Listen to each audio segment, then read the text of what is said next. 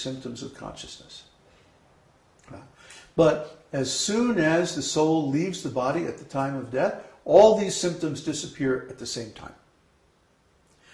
Consciousness, individuality, personality, emotions, feelings, sensations, mind, intelligence, will, activity, life energy, so many other things. And the body just falls down useless. So all of these symptoms are connected with the soul. And none of them can be measured by physical means. Only indirectly. The heart is beating, the brain is working, the nerves are sending electrical impulses throughout the body and so on. We can see that. But as soon as the soul leaves the body, and all of these things stop.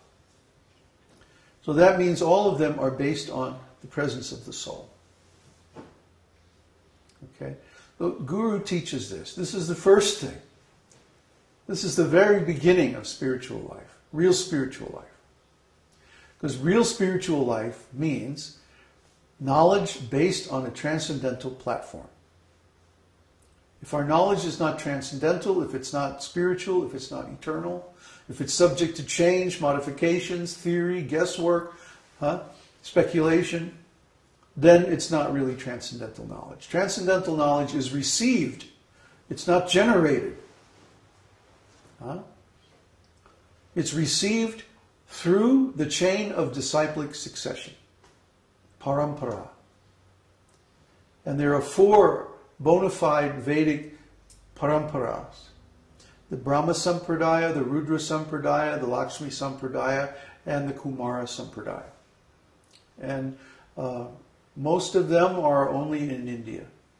Only the Brahma Sampradaya, our lineage, has gone outside of India, extensively establishing temples all over the world. And that's because of our Guru, Srila Prabhupada. Without Srila Prabhupada, we wouldn't be here today. So we always begin our kirtan with the very first thing, Nama Om Vishnu Padaya Krishna Prasthaya Bhutale, Srimati Bhaktivedanta Swami, Srila Prabhupada, Iti Namane. He is our spiritual master. So the first thing we do is glorify him.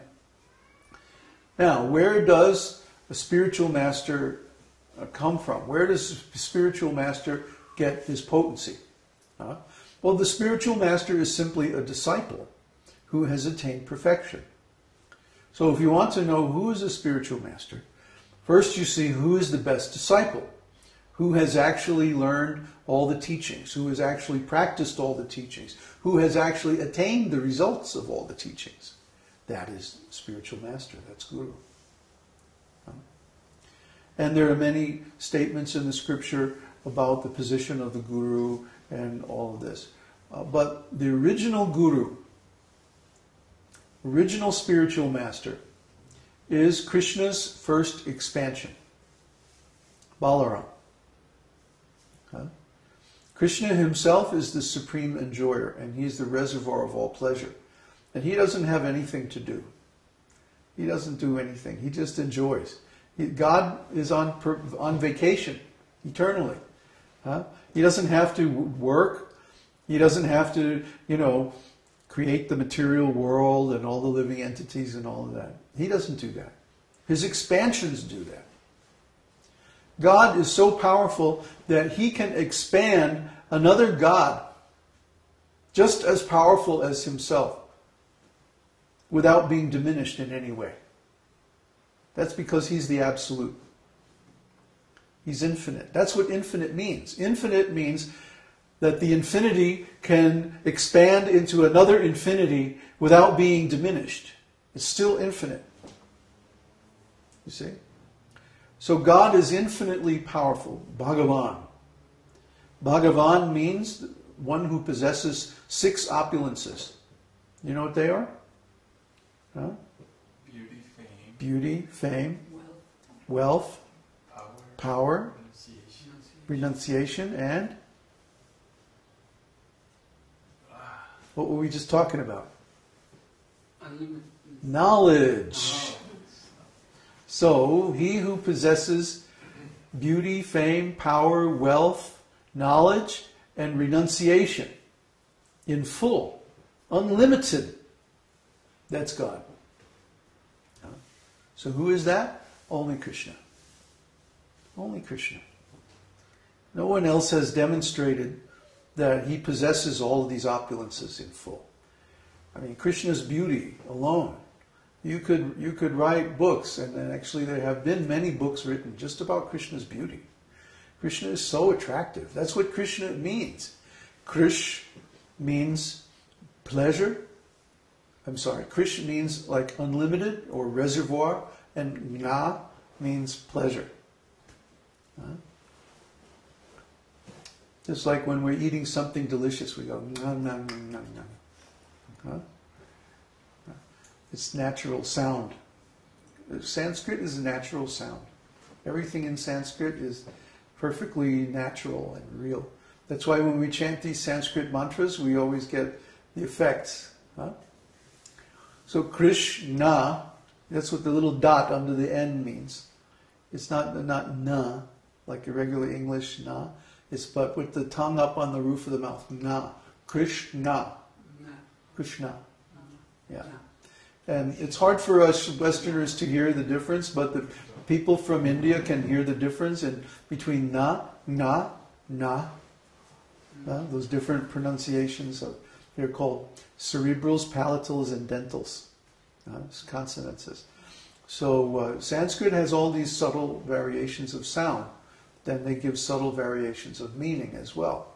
So Kṛṣṇa means the reservoir, the ocean of pleasure. Unlimited, bottomless, shoreless ocean of pleasure. That's all he does is enjoy. He's the supreme enjoyer. And he enjoys everything and everyone. It's all his. He emanated it. He created it. Not directly himself, but through his expansions. And his first expansion is Balarāma. Balarāma appears as Krishna's brother when Krishna comes to this earth planet. He came only 5,000 years ago. And most of us have forgotten. But the scriptures haven't forgotten. So the complete record of his appearance is there in the scriptures. And when he came, he appeared in the village of Vrindavan. Vrindavan is a cowherd village. And so he was always there surrounded by millions of cows. It's described in the scriptures. So Krishna and cows are synonymous. As long as you have Krishna, if Krishna is there, then there are always many cows. So real wealth, real pleasure comes from cows. Earth and cows. If you want real wealth or you want real enjoyment in life, you have to have wealth and cows. That means land. If you have land, then you can raise food. If you can raise food, then you can enjoy life. And without food, there's no enjoyment. Everything's very tough. So these things are necessary, and they all come from Krishna. They don't arise spontaneously by themselves, because matter is basically inert. Matter doesn't have any power to do anything by itself. It has to be moved by something. Energy. And where does that energy come from? Krishna. Krishna is the source. So, Krishna doesn't do any work himself. He expands, first of all, as Balarāma. And then he expands in a quadruple expansion. Balarāma, Sankarshan, Pradyumna, and Aniruddha. And from those four, then everything else is expanding. Consciousness, mind, soul, material energy, material world, the creation, the different species, all the different types of bodies and everything that exists in this world, all expand from expansions of Krishna. This is all narrated in the scripture, Srimad Bhagavatam. Srimad Bhagavatam gives the story of creation.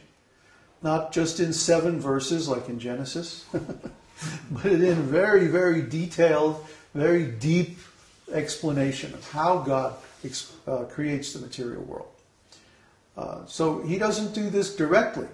He does it through his expansions. And his first expansion is Balarāma. Balarāma is the original guru. He serves Krishna in so many ways. He serves as his clothing, his ornaments, his paraphernalia of worship, like his throne, his crown, his jewelry, his plates, and other paraphernalia that we use to worship him. As the temple is an expansion of Balarāma. The scriptures, the Vedas, are an expansion of Balarāma. And also the Guru is the expansion of Balarāma. He is the original Guru because he instructs other devotees how to worship Krishna. Come on, let's take these cows, move them over here, and make a spot for dancing, and then arrange very nice decorations in the forest, and cut the trees, and trim the flowers, and make garlands, and then offer food, and da-da-da-da-da. Balarāma's always instructing the other devotees, even in the